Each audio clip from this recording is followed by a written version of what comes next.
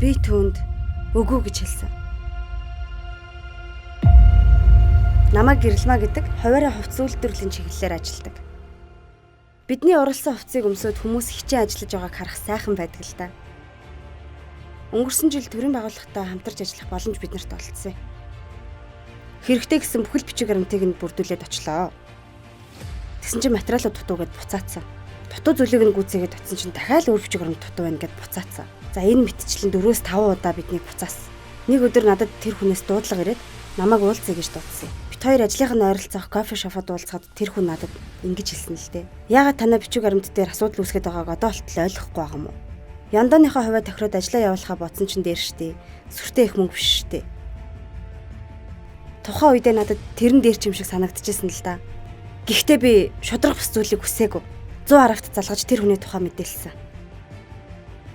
Би түүнд үгүй гэж хэлсэн.